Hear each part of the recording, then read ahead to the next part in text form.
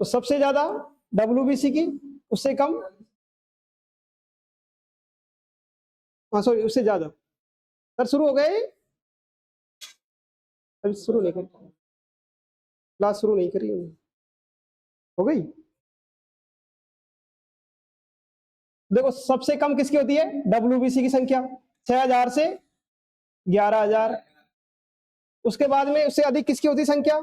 Platelets की, जो कितनी होती है? 1.5 लाख से 4.5 लाख, यानी यहाँ लाख में पहुंच गई संख्या। उसके बाद में किसकी होती है भाई? आरबीसी की। आरबीसी की संख्या कितनी होती है? 40 से 55 लाख के बीच में होती है एवरेज। यानी सबसे ज्यादा किसकी होती है? आरबीसी की। उससे कम किसकी होती है? प्लेटलेट्स की। और उससे कम किसकी होती है भाई? अगर आपसे पूछे आरोही क्रम कौन सा होगा, तो सबसे कम वाली संख्या डब्ल्यूबीसी, उससे ज्यादा वाली संख्या प्लेटलेट्स, और उससे भी ज्यादा संख्या आरबीसी की होती है। यानी ये रक्त कणिकाओं का क्या है? आरोही क्रम है। कौन सा क्रम है भाई? आरोही क्रम होगा। उसके बाद में दूसरा क्रम आता है अवरोही। अवरोही का मतलब होता है बढ़ता क्रम। क्या क्रम भाई? बढ़ता हुआ क्रम। तो सबसे ज्यादा संख्या किसकी होती है? आरबीसी की। कितनी होती है वो हमने पहले लिख लिया। उसके बाद में अब बताओ घटता क्रम आएगा। क्या आएगा? घटता क्रम। आरबीसी से कम किसकी होती है?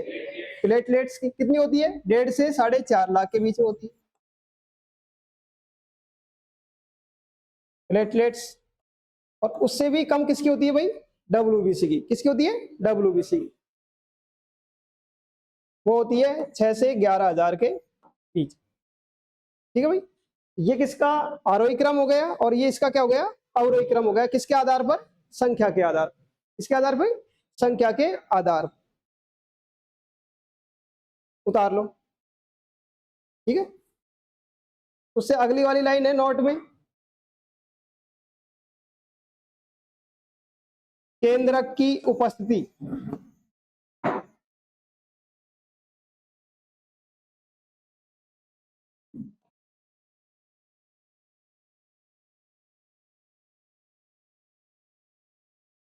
यानी केंद्रक उपस्थित होता है कौन सी रक्त कणिका में होता है भाई? बताओ। केंद्रक की उपस्थिति कौन सी रक्त कणिका में होता है? डब्ल्यूबीसी में। किसमें होता है भाई? केवल और केवल डब्ल्यूबीसी में। यानी डब्ल्यूबीसी में केंद्रक पाया जाता है। उसके बाद में आप एक और लिख सकते हो, बच्चों में आरबीसी में बी केंद्रक होता है, या पाया जाता है। मुख्य रूप से किसमें नहीं, किसमें होता है केंद्रक? डब्ल्यूबीसी में। पर अगर बच्चों के अंदर अगर आरबीसी को देखिए, जो अपरिपक्व आरबीसी होती है ना, उसमें केंद्रक उपस्थित होता है। जैसे ही वयस्क में जाती है आरबीसी, उसमें आरबीसी क्या हो जाती है? केंद्रक विहीन हो जाती है, केंद्रक नहीं पाया जाता है उसमें।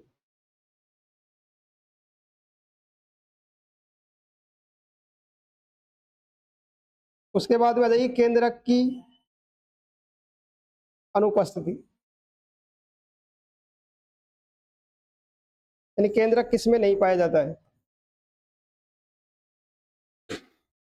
तो डब्ल्यूबीसी में पाया जाता है। तो किसमें नहीं पाया जाता? एक तो आरबीसी में, और एक किसमें नहीं पाया जाता भाई? प्लेटलेट्स में। दो में नहीं पाया जाता। तो एक तो लिखो प्लेटलेट्स,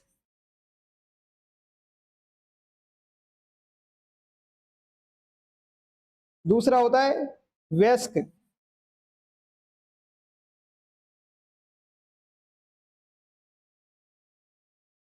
आरबीसी में भी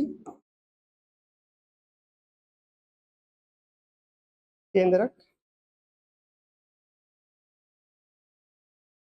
नहीं होता है।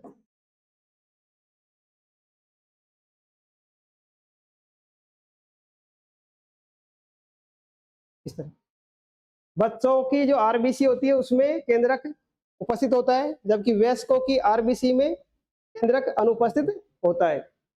डब्ल्यूबीसी में केंद्रक क्या होगा? उपस्थित होगा, जबकि प्लेटलेट्स में केंद्रक अनुपस्थित होगा। बात समझ आ रही है?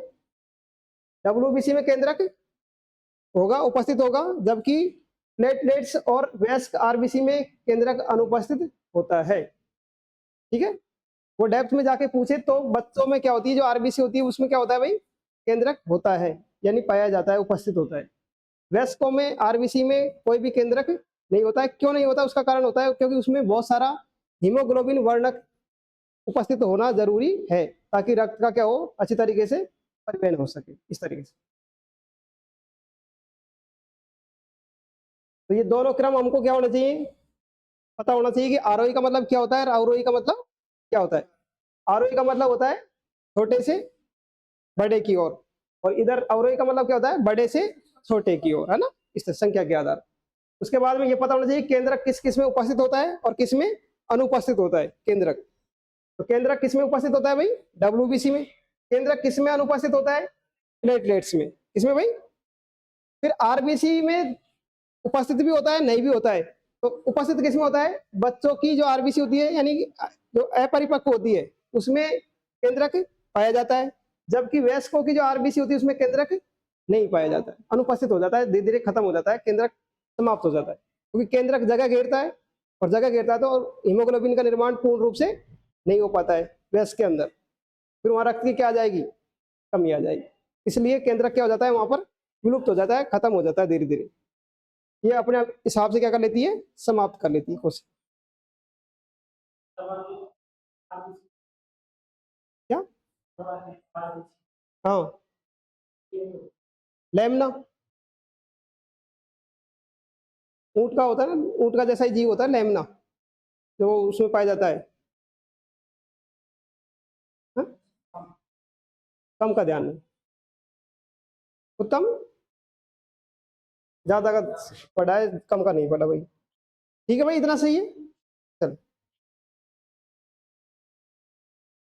अगला पॉइंट लिखिए, रक्त समूह।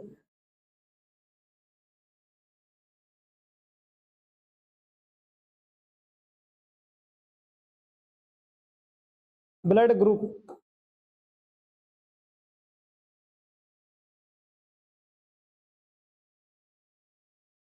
रक्त समूह, रक्त समूह कितने प्रकार के होते हैं भाई, पहली बात तो ये पता होना चाहिए, 4 प्रकार के होते हैं। कितने प्रकार के होते हैं, 4 प्रकार के। कौन कौन से होते हैं, ए बी और ओ। ए बी और ओ। ठीक है, लिख लो। प्रतिजन व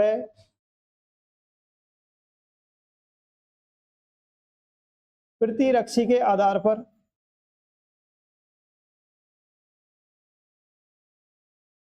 प्रतिजन व प्रतिरक्षी के आधार पर रक्त समूह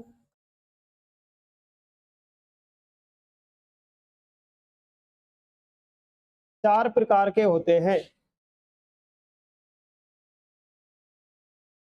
कितने प्रकार के होते हैं भाई, 4 प्रकार के होते हैं।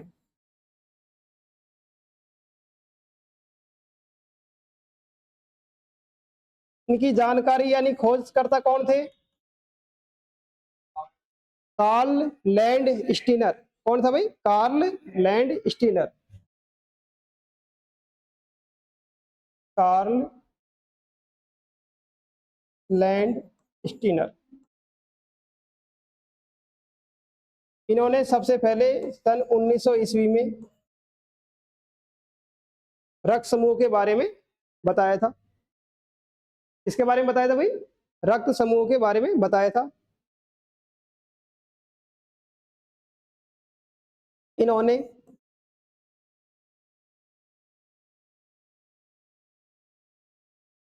ए बी ओ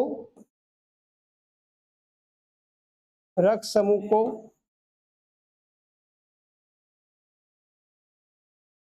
बताया।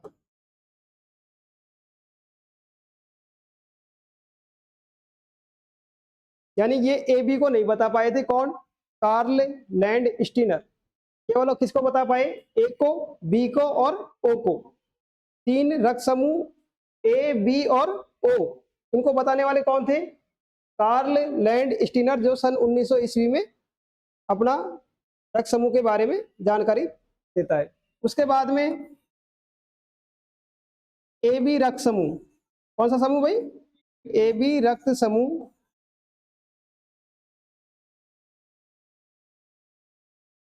को बताने वाले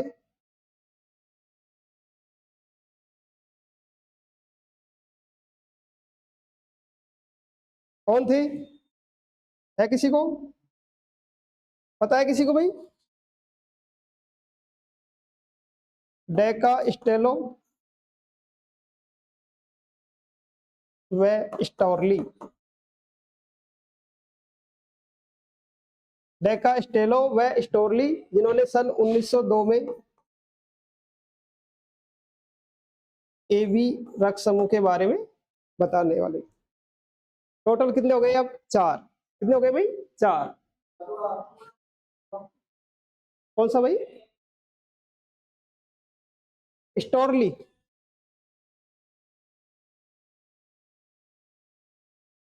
रक्त समूह प्रकार कितने होते हैं? चार प्रकार। चार प्रकार कौन कौन से होते हैं? नंबर एक ए, नंबर दो बी, नंबर तीन ए बी, और नंबर चार ओ। ये चार रक्त समूह ए बी और ओ समूह को बताने वाले कौन थे? Land Steiner. जबकि ए बी को बताने वाले कौन थे? डेकास्टेलो व स्टोरली थे। ये दो वैज्ञानिक थे जिन्होंने ए बी रक्त समूह को बताया था सबसे लास्ट में, बाद में। और ए बी ओ को बताने वाले थे लैंड स्टीनर। ठीक है भाई। और ये चारों ब्लड ग्रुप के आधार पर ही हम रक्त का क्या कर सकते हैं? आदान प्रदान कर सकते हैं। उससे भी आगे एक चीज आती है, आर एच फैक्टर। क्या आता है भाई? आर एच फैक्टर यानी आर एच कारक। वो भी कहीं ना कहीं रक्तदान करवाने में क्या होता है? सहायक होता है। उसके आधार पर ही हम कर पाएंगे। अगर किसी का पॉजिटिव है तो वो पॉजिटिव को दे पाएगा या नेगेटिव को दे पाएगा, है ना? इस तरीके की सारी घटनाएं होती है। पहले तो इतना ही था कि भाई ए वाला किस किस को दे सकता है, किस किस से ले सकता है। पर अब ए में भी क्या होंगे? दो प्रकार होंगे, ए पॉजिटिव और A negative, B positive B negative, A B positive A B negative, O positive और ओ नेगेटिव। इस आधार पे भी रक्त का क्या होता है? दान होता है। तो पहले तो ये चारों नाम याद होने चाहिए, ए बी और ओ। ये चारों रक्त समूह होते हैं। ठीक है भाई। उतार लो इसको एक बार। उतार लिया सभी ने? ठीक।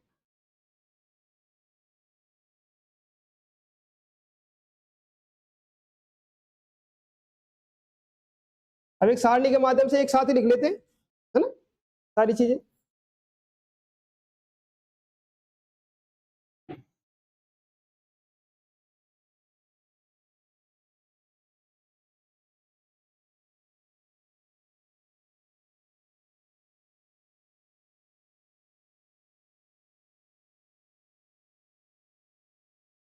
यहाँ लिखेंगे रक्त समूह का नाम।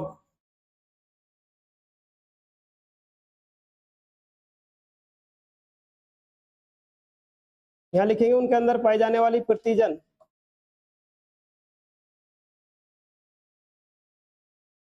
यहाँ लिखेंगे उनके अंदर पाई जाने वाली प्रतिरक्षी।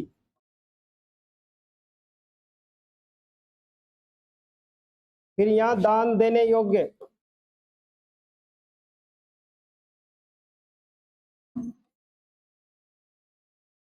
फिर यहाँ लिखेंगे ग्रहण करने योग्य।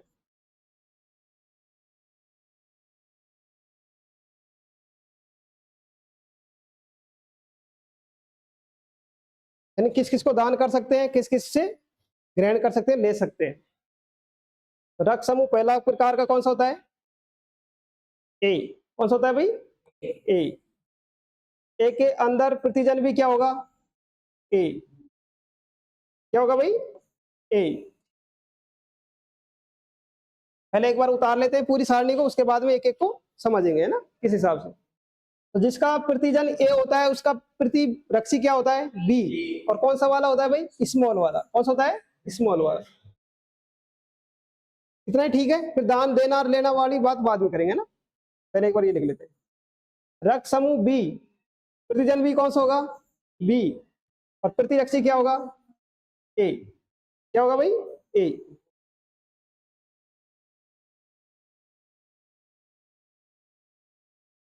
A B. ए बी में प्रतिजन होता नहीं है, इसमें प्रतिजन क्या प्रतिरक्षी क्या होगा भाई? हाँ भाई, ए और बी, इस तरीके से।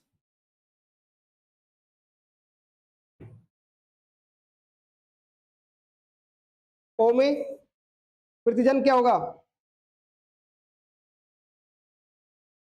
ए और बी, जबकि प्रतिरक्षी इसमें क्या होता है? नहीं होता है, प्रेजेंट नहीं होता, इस तरह। यानी जो इसमें प्रेजेंट होगा वो इसमें प्रेजेंट होगा, और जो इसमें एब्सेंट होगा वो इसमें भी एब्सेंट होगा। इसमें जो बी है उसमें ये बी खाएगा यहाँ, और इसका ए इसका खाएगा यहाँ, इस तरीके से, है ना। बी का अपोजिट क्या होता है? बी, और बी का अपोजिट क्या होता है? ए का बी का ए। यहाँ अनुपस्थित है, यहाँ उपस्थित है, यहाँ उपस्थित है, यहाँ क्या होगा? अनुपस्थित होगा, इस तरीके से।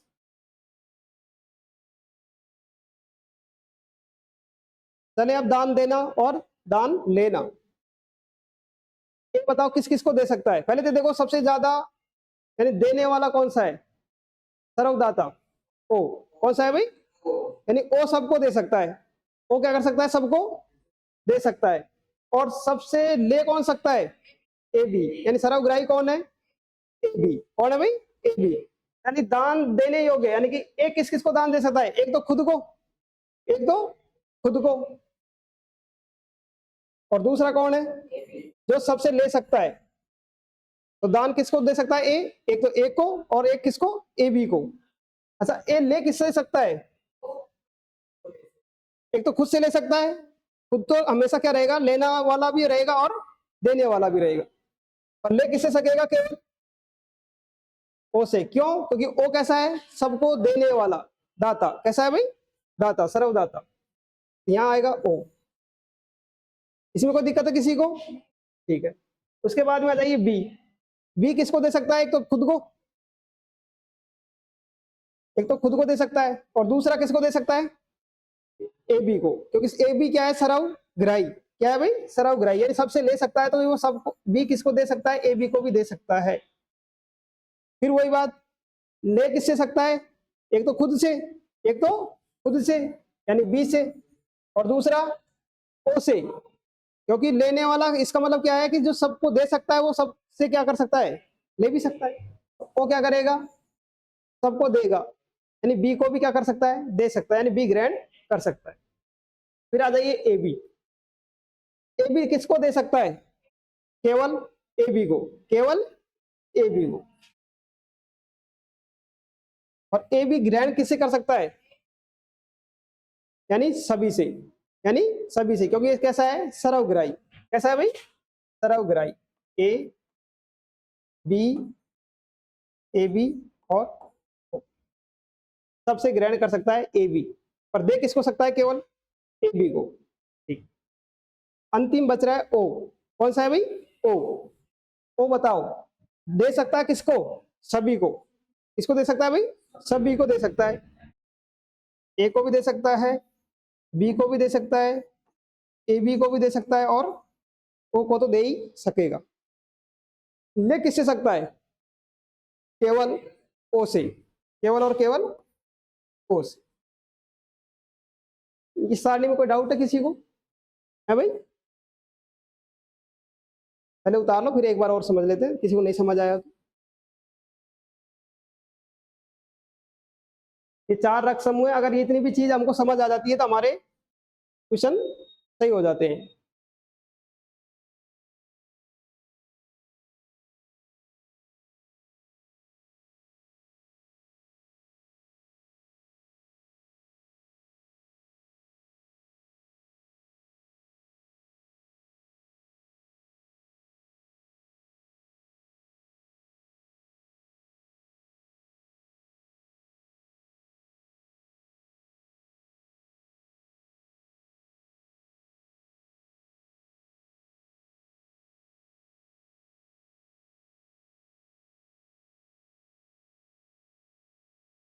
अच्छा, एक सवाल आपसे।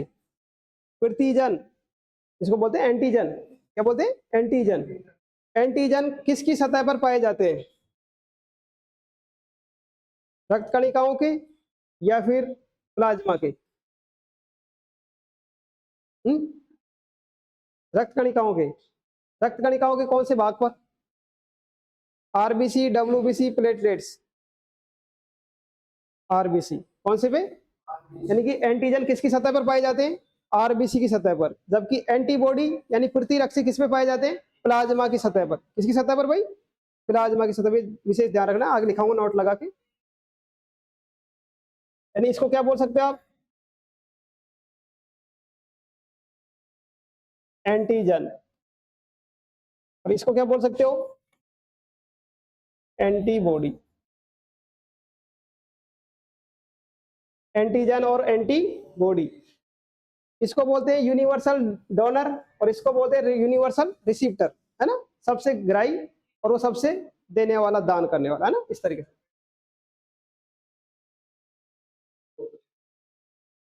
प्रतिजन बोलते हैं एंटीजन को और प्रतिरक्षी बोलते हैं एंटीबॉडी को। कंफ्यूजन है क्या आपके दिमाग में? है क्या? अरे नहीं, गलत पढ़ रहा है आपने। प्रतिजन का मतलब होता है एंटीजन और प्रतिरक्षी का मतलब होता है एंटीबॉडी। क्या होता है? एंटीबॉडी। सही पढ़ो, कम पढ़ो लेकिन अच्छा पढ़ो, है ना? क्या कह रहे हो? कोई बात नहीं, सही कर लो और जाके देख लेना एक बार, क्रॉस चेक करना जरूरी है। किसी को आपत्ति है तो कोई दिक्कत नहीं इस चीज। हमारा गलत होगा तो हम स्वीकार कर लेंगे कि हाँ हमारा गलत है, पर हमारा गलत नहीं है, हमको ऐसा मानना है। तो रक्त समूह कितने प्रकार के भाई? 4 प्रकार के। नंबर 1 कौन सा होता है? ए। तो ए का प्रतिजन क्या होगा? ए ही होगा। क्या होगा? ए ही होगा। बी का प्रतिजन क्या होगा? बी ही होगा। ए बी में प्रतिजन होता नहीं है। ए बी में प्रतिजन होता नहीं है। अगर प्रतिजन होता तो ये सबसे क्या नहीं कर सकता? ब्लड ग्रहण नहीं कर सकता था, क्योंकि प्रतिजन क्या करता है? रोकता है, और प्रतिरक्षी क्या करता है? रोकता है। एक तरीके से एक दूसरे के अपोजिट होते हैं। क्या होते हैं? अपोजिट होते हैं कि ये तो रोकता है किसी चीज को लेने से, और ये क्या करता है? किसी को देने से रोकता है। ये तो प्रतिरक्षी है और ये प्रतिजन है। इस तरीके से ये लेने से रोकता है प्रतिजन, ये देने से रोकता है इसको, कि आप किसी को नहीं दे सकते। अगर एंटीबॉडी होती ओ के अंदर तो ये किसी को दे नहीं सकता था फिर, और अगर प्रतिजन होता किसके अंदर? ए बी के अंदर, तो ये किसी से ले नहीं सकता था, क्योंकि प्रतिजन भी क्या है? एक प्रकार की विशेष प्रोटीन होती है जिसको एंटीजन डी बोलते हैं। क्या बोलते हैं? Antigen D. यानी आरएच फैक्टर काम कर जाता है यहाँ के फिर वापिस से। एक विशेष प्रकार की क्या होती है? प्रोटीन होती है ये। अब ए वाला है, ये क्या कर रहा है? इसको रोक रहा है। क्या कर रहा है? रोक रहा है। क्यों? देखो ए में कौन सा प्रतिरक्षी होता है? बी वाला। कौन सा वाला होता है भाई? यानी कि ब्लड ग्रुप और प्रतिजन दोनों हमेशा क्या होते हैं? समान होते हैं। क्या होते हैं? समान। इसमें ए और बी में, ए और बी में, ए में ए, बी में बी। प्रतिरक्षी हमेशा प्रतिजन का क्या होता है? विपरीत होता है। क्या होता है भाई? विपरीत, यानी उल्टा होता है। ए का क्या हो जाएगा? बी। बी का क्या हो जाएगा? ए। क्या हो जाएगा? ए। फिर देखो, ए दान किसको कर रहा है? केवल और केवल ए को। किसको कर रहा है भाई? केवल और केवल ए को कर रहा है। और उसके अलावा किसको कर रहा है? बी को। बी को क्यों कर रहा है? क्योंकि इसमें प्रतिजन नहीं है, इसके अंदर प्रतिजन नहीं है, इसलिए कर पा रहा है। दूसरा देखो, ग्रहण किसको कर रहा है? खुद से तो कर ही सकेगा,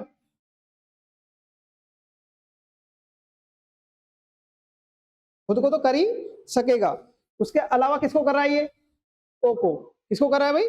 केवल और केवल ओ को। ओ को क्यों कर रहा है? क्योंकि इसमें प्रतिरक्षी नहीं है।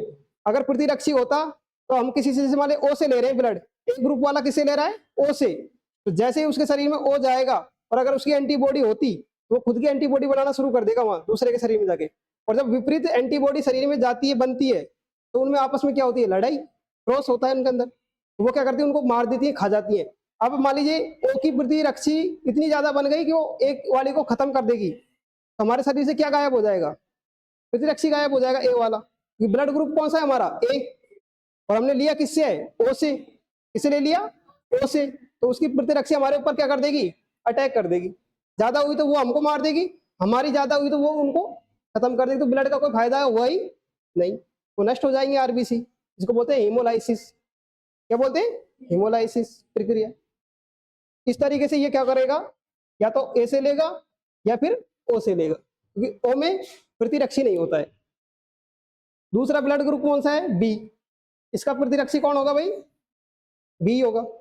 प्रतिजन कौन होगा, बी, प्रतिरक्षी कौन होगा, ए, कौन होगा, ए। यानी इसमें प्रतिजन भी है और प्रतिरक्षी भी है। ये किससे लेगा, किसको देगा, खुद को, केवल खुद को, और उसके अलावा किसको, ए बी को। किसको देगा भाई, ए बी को। ए बी को क्यों देगा, वही कारण है सेम ए वाले में समझाया। और किसको, किससे ले सकता है, खुद से, और किससे ले सकता है, ओ से, क्योंकि ओ क्या है, सबको देने वाला होता है। अब आ जाइए ए बी पे, किस में भाई, ए बी पे। ए बी में प्रतिजन नहीं होता है, ए बी में प्रतिजन नहीं होता है, पर प्रतिरक्षी होता है। कौन सा प्रकार का, ए बी प्रकार का। कौन सा प्रकार का भाई, ओ प्रकार का कोई प्रतिजन होता नहीं है। प्रतिजन दो ही प्रकार के होते हैं, ए और बी, ए और बी। यानी इसमें ए और बी वाला प्रतिजन प्रतिरक्षी होता है। अब बताओ ये कैसा है, सरवग्राही। कैसा है भाई, सरवग्राही। और ये दे किसको सकता है, केवल खुद को, केवल और केवल खुद को, उसके अलावा किसी को दे सकता है कि नहीं। परंतु ले किससे सकता है, ये सभी से। ले किससे सकता है, सभी से। किस किस से ले सकता है, ए से भी ले सकता है, बी से भी ले सकता है, ए बी से भी ले सकता है, और ओ से भी ले सकता है। क्यों ले सकता है, क्योंकि इसके अंदर प्रतिजन अनुपस्थित होता है। क्या होता है भाई, प्रतिजन। अगर प्रतिरक्षी अनुपस्थित होता तो फिर ये क्या कर सकता था, केवल दे सकता था, ले नहीं सकता था। इनको ये क्या करती है, रोकती है, एंटीबॉडी और एंटीजन। अब आ जाइए ओ, कौन सा ग्रुप, ओ, अंतिम वाला। इसमें प्रतिजन क्या होता है, उपस्थित होता है। और कौन सा प्रकार का होता है, ए बी प्रकार का। कौन सा प्रकार का भाई, ए बी प्रकार का। और इसमें प्रतिरक्षी क्या होता है, अनुपस्थित होता है। क्या होता है, अनुपस्थित होता है। याद रखना पड़ेगा ये सारी चीजें। अब दान देने योग्य, तो किस किस को दान दे सकता है, सबको, क्योंकि ओ कैसा है, सरवदाता। कैसा है भाई, सरवदाता होता है। जबकि ओ ले केवल किससे सकता है, ओ से, खुद से ले सकता है, क्योंकि इसमें एंटीबॉडी नहीं होती है। अब बताओ किसी को कोई दिक्कत हो, कोई डाउट हो, कोई सवाल हो मन में, पूछ लो। कैसे सुस्त हो रहे हो, हाँ? क्या, नहीं वो तो सुस्त से हो गए, ज्यादा समझ आ गया। ज्यादा तो कैसे आएगा, जितना समझाया उतना ही आएगा। हाँ भाई, किसी को कोई डाउट है, चलिए।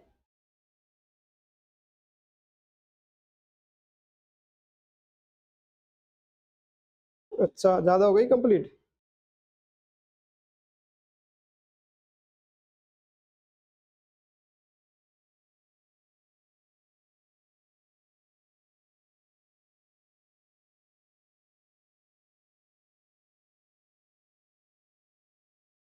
पहला लिखो प्रतिजन,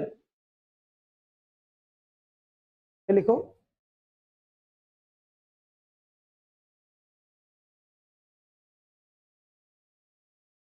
इनकी संख्या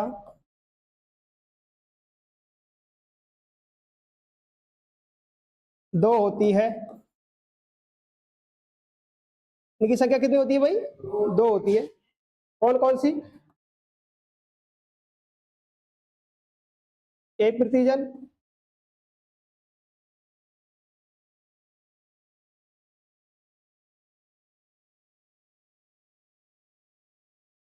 बी प्रतिजन।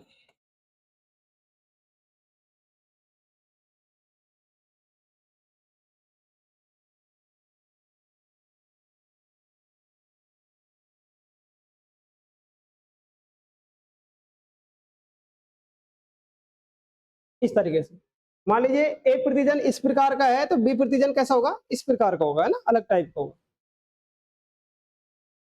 ये लिखो, ये बातें नहीं, आरबीसी की सतह पर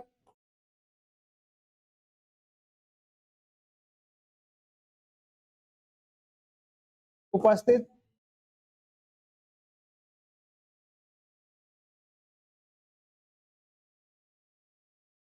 होते हैं। ये आरबीसी की सतह पर उपस्थित होते हैं। ये ग्लाइकोप्रोटीन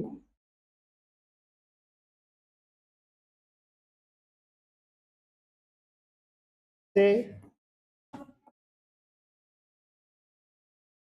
निर्मित होते हैं। ये किससे निर्मित होते हैं भाई? ग्लाइकोप्रोटीन से निर्मित होते हैं। पहली बात, इनकी संख्या कितनी होती है? 2। और ये किसकी सतह पर पाए जाते हैं? आरबीसी की सतह पर पाए जाते हैं। आरबीसी किसका भाग है? रक्त कणिकाओं का। तो कई बार वो डायरेक्टली क्या दे देता है? रक्त कणिका दे देता है, आरबीसी ने देखी। और एक कौन सी प्रोटीन के होते हैं भाई? ग्लाइकोप्रोटीन से निर्मित होते हैं।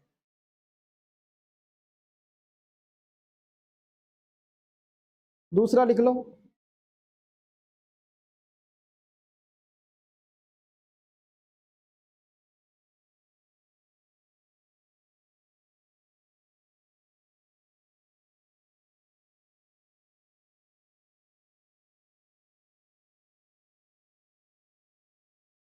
प्रतिरक्षी एंटीबॉडी लिखो। ये 2 प्रकार की होती है।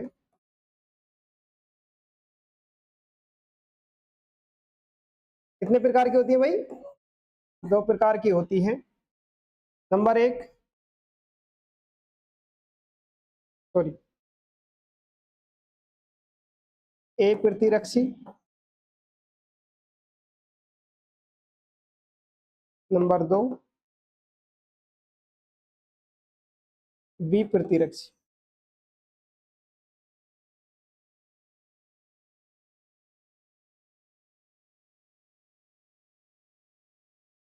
ये किसमें पाई जाती है बताओ भाई?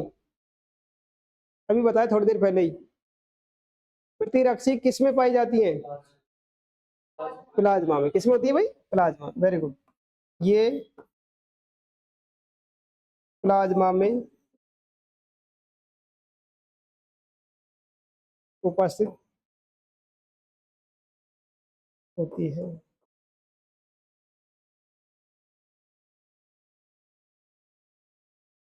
ये भी ग्लाइकोप्रोटीन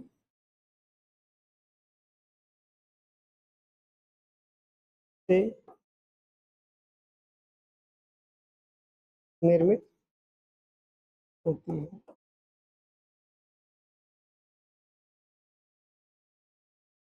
ये भी किससे बनी होती है भाई? ग्लाइकोप्रोटीन से निर्मित होती है। पहली बात तो ये याद होना चाहिए कि प्रतिरक्षी कौन से हैं और प्रतिजन कौन से हैं। प्रतिजन तो कैपिटल ए और कैपिटल बी होते हैं, जबकि प्रतिरक्षी स्मॉल ए और स्मॉल बी होता है। प्रतिजन कहाँ पाए जाते हैं? किसकी सतह पर पाए जाते हैं? आरबीसी की सतह पर। किसकी सतह पर भाई? और ये किसकी सतह पर पाए जाते हैं? किसमें पाए जाते हैं? प्लाज्मा के अंदर। और ये किसके बने होते हैं? दोनों ही ग्लाइकोप्रोटीन के बने।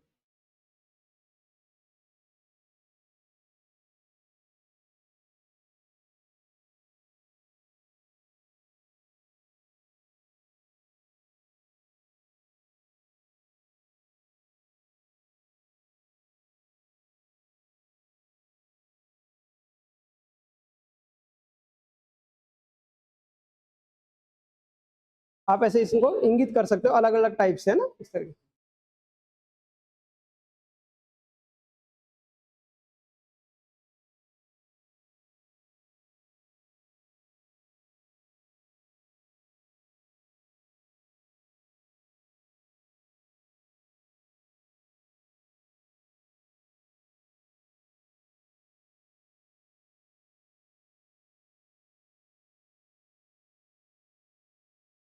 तो कोई चीज समझ नहीं आई तो पूछ लो, बातें क्यों कर रहे हो? आपको समझ नहीं आया तो आप पूछ लो, उससे क्यों बोल रहे हो?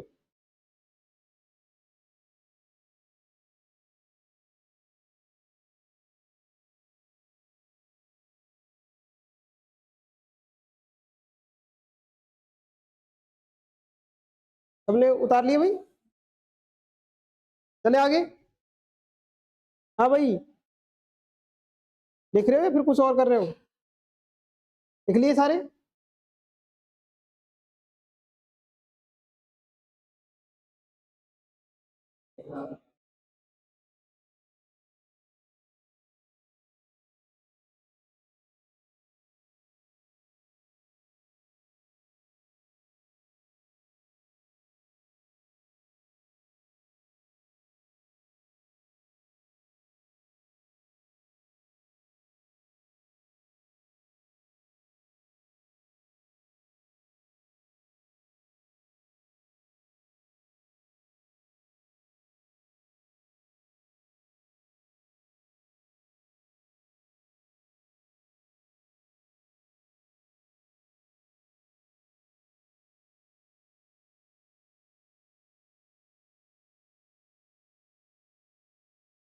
RH कारक, RH फैक्टर,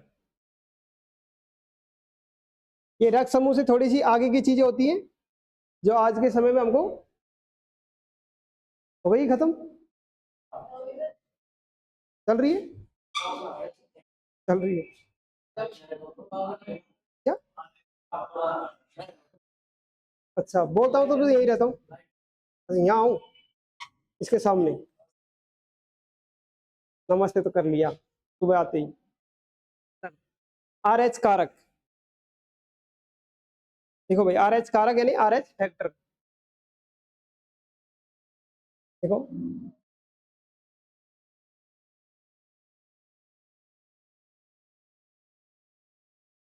बताएगा कोई इसकी खोज करने वाले कौन थे? लैंड स्टीनर व वीनर, कौन थे? लैंड स्टीनर व वीनर, कार्ल लैंड स्टीनर व वीनर।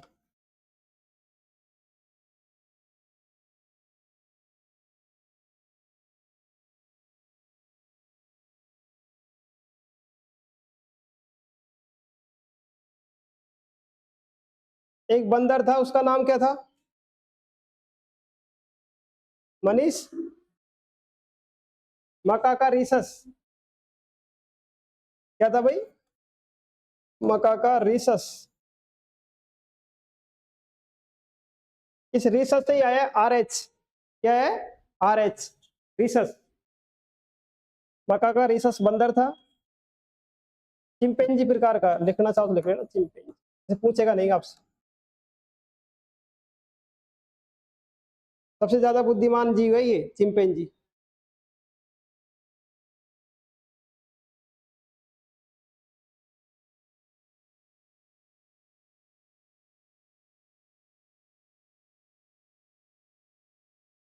दो प्रकार के होते हैं,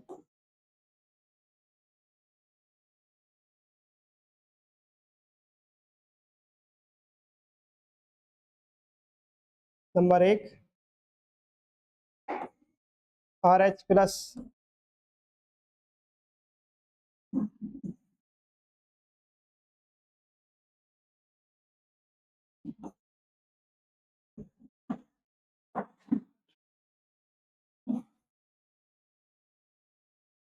रक्त समूह में उपस्थित होना, पॉजिटिव। दूसरा होता है RH माइनस, रक्त समूह में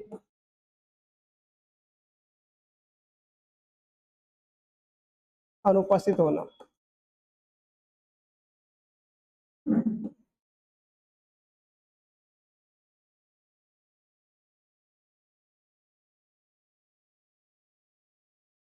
RH प्लस जो रक्त समूह में उपस्थित होता है उसको RH प्लस बोलते हैं, जो रक्त समूह में नहीं होता है वो RH माइनस बोलते हैं। देखो यह है एक विशेष प्रकार की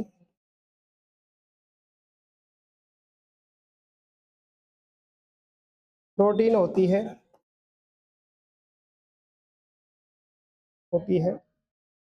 जिसे डी एंटीजन,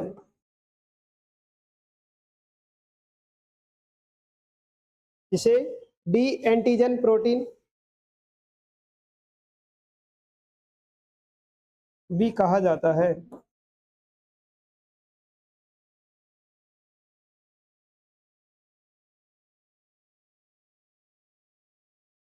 यानी इसमें एक विशेष प्रकार की क्या होती है भाई? प्रोटीन होती है, इसे डी एंटीजन प्रोटीन भी कहा जाता है। इसी के आधार पर अगर ये प्रोटीन पाई जाती है तो पॉजिटिव, नहीं पाई जाती है तो नेगेटिव, दोनों फैक्टर।